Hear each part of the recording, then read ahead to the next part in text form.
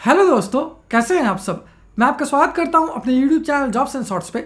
हमेशा की तरह आज मैं फिर से आपके लिए एक नई जॉब वैकेंसी की जानकारी लेकर आया हूं दोस्तों, जो कि हमारे पास निकल कर आई है पुणे कैंटोनमेंट बोर्ड की तरफ से। जी हाँ दोस्तों, ये जॉब वैकेंसी है पुणे कैंटोनमेंट बोर्ड रिक्रूटमेंट 2023, जिसे कि बम्पर 168 सफाई कर्मचारी और जूनियर क्लर्क पोस्ट के लिए जारी किया गया है। सैलरी की बात करें तो ये आपको 15,000 रुपये से लेकर 1,77,500 रुपये पर मंथ तक की मिल जाएगी, जबकि जॉब लोकेशन आपका पुणे महाराष्ट्र होगा।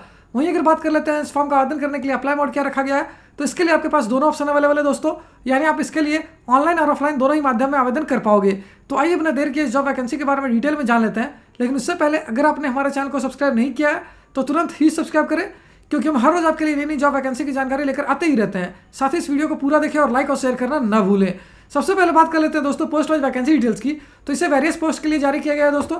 फिर भी कुछ एक मेजर पोस्ट की बात कर ली जाए तो computer programmer, workshop superintendent, fire brigade superintendent, assistant market superintendent, disinfector, dresser post के लिए एक वैकेंसी है, ड्राइवर के लिए 5 वैकेंसी है, जूनियर क्लर्क के लिए 14 वैकेंसी है, हेल्थ सुपरवाइजर के लिए 1 वैकेंसी है, वहीं lab assistant, lab attendant, hospital, ledger clerk और नर्सिंग ऑर्डरली के लिए भी एक वैकेंसी है, वॉचमैन के लिए 7 वैकेंसी है, असिस्टेंट मेडिकल ऑफिसर के लिए 5 वैकेंसी है, हाई स्कूल टीचर के लिए 6 वैकेंसी है, हेल्थ इंस्पेक्टर के लिए 4 वैकेंसी है। इसी प्रकार से बाकी की वैकेंसी दोस्तों आप इस वीडियो को पॉज करके आसानी से स्क्रीन पर देख सकते हो।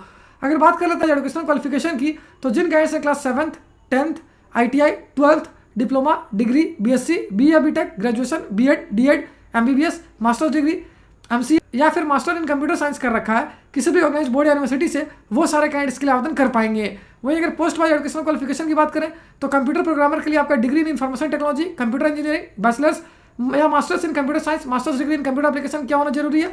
वहीं वर्कशॉप सुपरिटेंडेंट पोस्ट के लिए जिन कैंडिडेट्स ने डिप्लोमा या फिर BA या BTech इन मैकेनिकल, ऑटोमोबाइल या प्रोडक्शन इंजीनियरिंग से कर रखा है, वो इसके लिए आवेदन कर पाएंगे। फायर ब्रिगेड सुपरिटेंडेंट के लिए आपका ग्रेजुएट होना जरूरी है। वहीं असिस्टेंट मार्केट सुपरिटेंडेंट के लिए भी आपका ग्रेजुएट होना जरूरी है। डिसइंफेक्टर पोस्ट के लिए आपका क्लास 7th पास किया होना जरूरी है।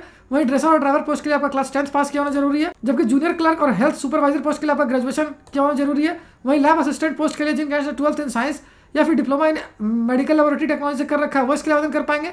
वहीं लैब अटेंडेंट, हॉस्पिटल और नर्सरी ऑर्डरली के लिए, साथ ही प्यून के लिए आपका क्लास 10th पास किया होना जरूरी है। जबकि लेजर क्लर्क के लिए जिन कैंडिडेट्स ने ग्रेजुएशन कर रखा है, वो इसके लिए आवेदन कर पाएंगे। अगर बात कर लेते हैं स्टोर कूली की, तो इसके लिए आपका क्लास 7th पास किया होना जरूरी है। वहीं वॉचमैन पोस्ट के लिए आपका क्लास 10th पास किया होना जरूरी है। जबकि असिस्टेंट मेडिकल ऑफिसर के लिए जिन कैंडिडेट्स ने MBBS कर रखा है, वो इसके लिए आवेदन कर पाएंगे। आया के लिए आपका 7वीं कक्षा पास किया होना जरूरी है। वहीं हाई स्कूल टीचर के लिए आपका ग्रेजुएट होना जरूरी है। फिटर पोस्ट के लिए जिन कैंडिडेट्स ने 10th के साथ साथ ITI कर रखा है, वो इसके लिए आवेदन कर पाएंगे।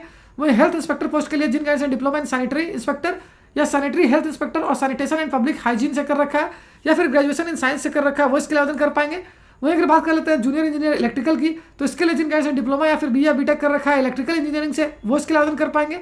वहीं जूनियर इंजीनियर सिविल के लिए आपका डिप्लोमा या फिर BA या BTech इन सिविल इंजीनियरिंग से किया होना जरूरी है। अगर लैब टेक्नीशियन पोस्ट की बात करें तो इसके लिए जिन कैंडिडेट्स ने BSc इन केमिस्ट्री, बायोलॉजी या बायोटेक्नोलॉजी से कर रखा है, वो इसके लिए आवेदन कर पाएंगे। वहीं मैनेज स्टूडेंट के लिए आपका क्लास 10th पास किया होना जरूरी है।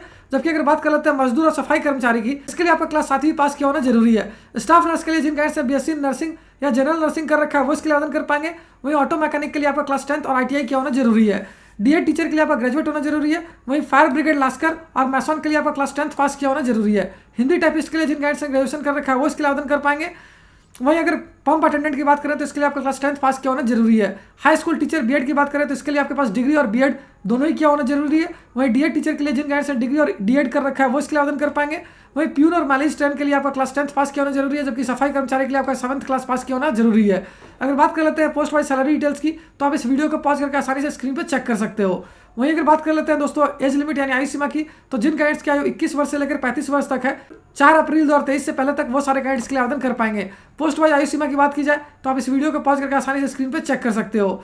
वहीं अगर बात कर लेते हैं एज रिलैक्सेशन की, तो OBC कैंडिडेट्स को 3 साल तक का, SC ST कैंडिडेट्स को 5 साल तक का, PWD unreserved EWS departmental unreserved candidates को 10 साल तक का, PWD या डिपार्टमेंटल OBC कैंडिडेट्स को 13 साल तक का, PWD departmental SC ST candidates को 15 साल तक का एज रिलैक्सेशन दिया जाएगा। एप्लीकेशन फी की बात करें तो अनरिजर्व्ड और OBC कैंडिडेट्स को देने होंगे 600 रुपये। वहीं SC ST EWS ex serviceman, woman, PH, transgender और डिपार्टमेंटल कैंडिडेट्स के लिए ये 400 रुपये रखी गई है। मोड ऑफ पेमेंट ऑनलाइन होगी दोस्तों। वहीं selection process written test, skill test और इंटरव्यू पे बेस्ड होगी।